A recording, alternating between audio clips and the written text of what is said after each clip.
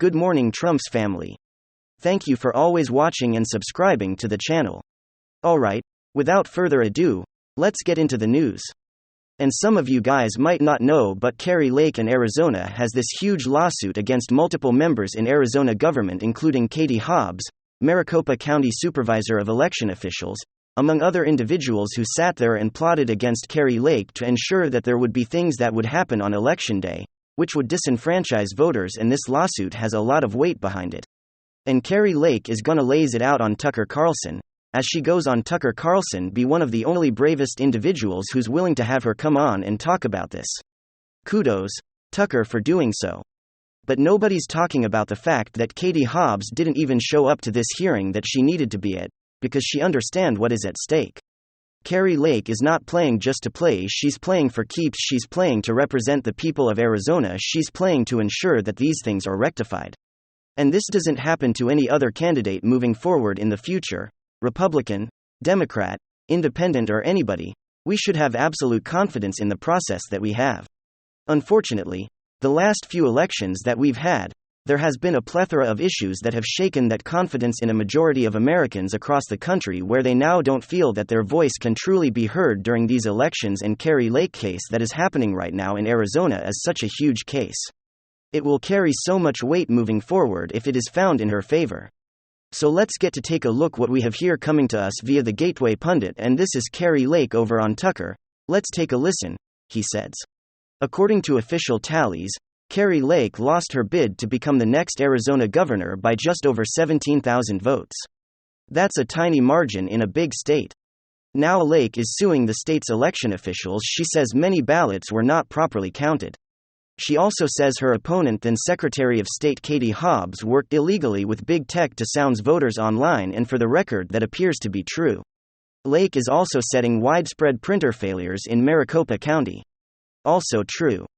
She says they prevented people from voting. Maricopa County claims they didn't stop anyone from voting but has not responded further.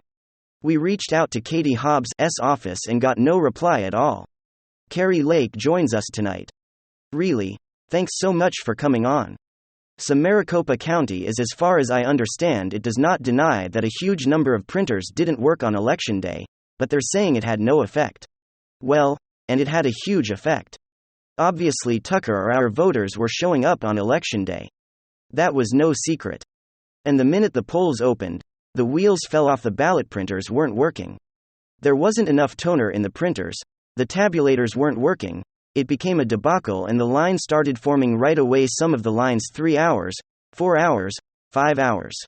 And there's video of people walking out of line. People told us, and this is in our lawsuit, that they showed up, they couldn't even find parking because the parking lots were full on the lines for long, and many people didn't even get to vote. And those who did vote, when they went up to get the printer out, the printer didn't have toner in it. So the ballots weren't dark enough. And our voters were showing up and voting 3,212. For me, on Election Day, we vote for a full month in Arizona with early ballots. And on Election Day, when the Republicans showed up, the Election Day voting was sabotage, and that's what our case is going to prove. It's a 70-page lawsuit that reads like a real crime novel. And it's shocking what they did. The man who runs Maricopa County elections ran a PAC. He actually started a PAC raising $1,000s to defeat me, and he's running our elections, and then my opponent oversees all the elections in Arizona. It was a conflict of interest. And not only was Katie Hobbs working with big tech to censor people, the man who runs Maricopa County elections, they were also censoring people as well online. I don't think anyone denies that a lot of the voting machinery didn't work on Election Day. I mean, I don't think that's a controversial point that you're making an observation, but weren't they tested all the day before? They are supposed to be tested, but they weren't tested. They weren't tested in the appropriate way. And they didn't have the basics like toner in this machine, so in this is real basic stuff. It's not like we don't know when Election Day is, we can figure out what Election Day is from here to eternity. And they were not prepared. And where we will have an expert testifying that this could not have happened by accident. There had to be malicious intent. We have an excellent court case. And we had our first hearing yesterday, and set up a time for our trial to begin, and it will be next Tuesday, and we will be presenting a lot of evidence. We have 4 whistleblowers, one that worked for a company called Ron Beck, who said there were 300,000 ballots inserted into the system that had no chain of custody. Others who were in the voter signature verification department said tens of thousands of ballots were rejected because there were no signatures or scribbles. And they somehow got thrown in and counted anyways. There are a plethora of problems that went down in Maricopa County. And if somebody doesn't stand up and say, we can't have our elections being run this way, then we'll never have another fair election. I mean, 60% of the polling places on election day were inoperational or non-functioning. When do we stop and say enough is enough, but it have to get to 80%, 90%, 100%? When do we say we need to have our elections run fair? I completely agree with you. Okay folks, absolutely, and Godspeed to Kari Lake and her efforts in order to really get after this, and kudos to her and her team who've put this thing together. I really think I have a good feeling about what's going to take place, but with the courts it's always a gamble to see how this is going to turn out. They like to play cautious when it comes to things like elections, and we see how they treated a lot of Trump's lawsuits back in 2020. So again, going in with a low expectations with this, but I'm really hoping that the judge will do the right thing. He will see the evidence and it will prove what Kari Lake's point is, what took place in Maricopa County in Arizona on election day. And then, this is some big news. Elon officially goes mega mode. You can clearly tell that Elon just doesn't care anymore.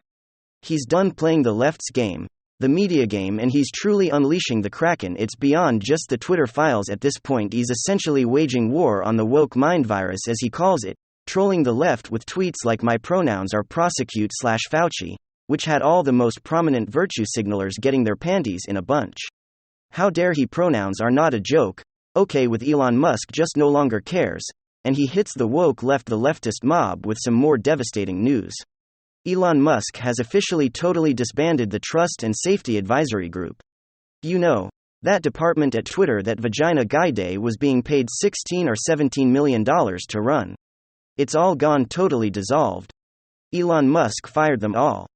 And of course, considering the Twitter files with good reason. Let's talk about it. Let's get into what's going on with Twitter, with the lefties, with the federal government, the blowback and the meltdown.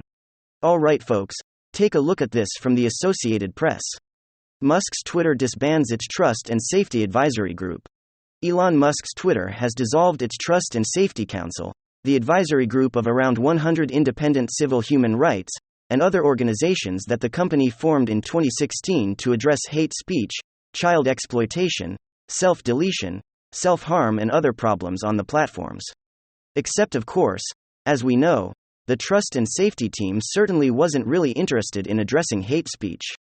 For them, hate speech was anything Donald Trump or Trump supporters were tweeting about, and they were more focused on censoring political narratives than anything else. We also certainly know that they weren't taking child exploitation very seriously. Elon Musk, giving us some keen insight into that after he publicly fact-checked Jack Dorsey on the issue just the other day. But let's move on. The council had been scheduled to meet with Twitter representatives Monday night, but Twitter informed the group via email that it was disbanding it shortly before the meeting was to take place.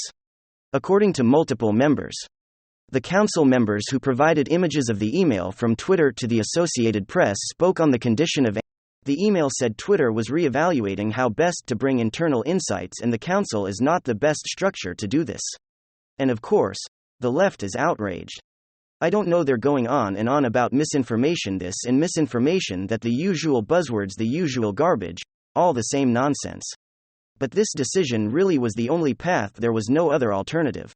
What are you supposed to do? Reveal to the world through internal documents, through the Twitter files, massive trust and safety, censorship, corruption involving this exact department, and do nothing about it? Of course, we know that is not who Elon Musk is or how he runs his companies. After all the censorship, revelations of the deep state connections to the FBI, the DNC and the Biden administration, something had to be done.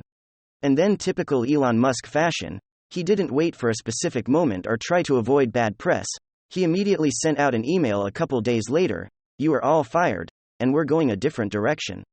Good. And of course, the left is going on with the same fear-mongering, how he's supposed to protect the platform. If you dissolve the Trust and Safety team, well, did you even read the damn article? They're going a different direction, they're going to do it a different way, probably much more efficiently than having to spend $20+ million a year. And to be honest, just the giant got a salary. We're probably talking like $30 million a year on 100 plus individuals and organizations who are doing nothing but carrying water for the establishment. I mean, AI and bots are certainly not perfect, but you know what algorithm parameters could be set within a way that I'm sure they're going to do a whole lot of a better job and these politically motivated hacks ever did. I mean, the YouTube bot nowadays is pretty good. When I first started this channel, basically, every video that I made was demonetized, but over time, the algorithm has gotten a lot better and it never dings my videos anymore. I used to simply put Donald Trump's face on a thumbnail and instantly the video to get demonetized, but the algorithm has become less political and less sensitive, and it honestly does a pretty decent job nowadays. To be completely honest with you, the human element is worse than the algorithm now. All the issues that I've had with YouTube all came from manual reviews. All the false guideline issues that I've had on my channel that have all been reverted. Well, every single one of those mistakes that my channel has faced, those decisions were made by humans because politics, bias and personal opinion and emotions comes into play, and you have one green-haired oversized glasses, septum ring TikTok leftists who works at Google unfairly persecuting channels that they dislike. And speaking of unfair persecution, well, in this case, the lefty forces in specific positions of power and influence are unfairly persecuting Elon Musk. Donald Trump was public enemy number one when he was president. Into the United States. Well, now public enemy number one seems to be Elon Musk. I mean, they are going after this guy in every way you could imagine. Remember, the federal government was trying to find a way to stop his purchase of Twitter? Well, now there's still a continued federal probe into Twitter. We also learned a couple of weeks ago, the city of San Francisco launched an investigation into Twitter HQ, misuse of the facility because they set up a couple of beds there and supposedly Elon Musk was sleeping there. By the way, just like he did it at his Tesla factory, and now we're learning breaking prominent attorneys are investigating whether Elon Musk lied on his application for the United States citizenship. If it shows that he lied anywhere on the application, it is likely he could be stripped of his US citizenship and deported. First of all, it smells like fake friggin' news to me, but it shows you just the way these people think. It's gonna be endless investigations and illegitimate persecution into Elon Musk, just like we saw with Donald Trump. And of course, don't forget the media playing their role. The leftist media certainly isn't very heavy. Take a look at Joanne Reed's most recent segment on the implosion of Twitter. Everyone listen to this. Kind of bile off of Twitter, as much as possible, was the company's Trust and Safety Council, which consisted of 100 independent civil human rights and other organizations created back in 2016 to combat hate speech, child exploitation, suicide and other virulent problems related to the platform. Well, that wasn't the case until last night, when Elon Musk disbanded the group shortly before they were set to meet. When Musk bought Twitter, he promised advertisers that it would not turn into a free-for-all hellscape where anything can be said with no consequences. Yeah, well, since he took over, that's exactly what it has turned into. Which, while he claims to have cut the number of times that users view hateful tweets, the Center for Countering Digital Hate has found a notable boost in the number of tweets that use slurs. Now, as you can see on the screen, there are 4 words, none of which I can say on TV, even on cable, that have jumped in usage as much as 200%. This free flow of unbridled hate speech is now the premier location for radicalizing millions of people across the globe, and either ritually abusing or chasing away those they disagree with, including the former head of Twitter's Trust and Safety. You know, the moderation guy who's now in hiding because apartheid Clyde keeps attacking him on Twitter. Okay folks, nothing but fake news and hysteria, but it shows you how dishonest they are. Considering the massive scandal of the Twitter files, the story should very clearly be huge corruption and connection to the federal government uncovered at Twitter. Elon Musk fires team involved. That shouldn't be the headline, but instead it's a hate speech. All my hate speech is going crazy on the platform with all these percentage increases based on a study that we haven't seen and cannot be proved to be legitimate, but they're presenting as fact. Not to mention this, I mean, publications haven't given the Twitter files any coverage. Instead, what they're doing is promoting some sort of victim narrative for Yoel Roth. I don't know if you guys follow Maze on Twitter, but he put this together. Take a look. Don't pay attention to the corruption. The massive Lifetime scandal which happened at Twitter. Former Twitter employee Yoel Roth was forced to flee his home according to anonymous reports of a friend who might know a thing or two. Give me a break. Yes, That's the story, that's the headline story going on at Twitter right now. Mainstream media, yep, you got it. These organizations are evil here in simple plain fact, straight up evil. Alright, thanks for being here folks, please receive a big hug from all of us, let me know down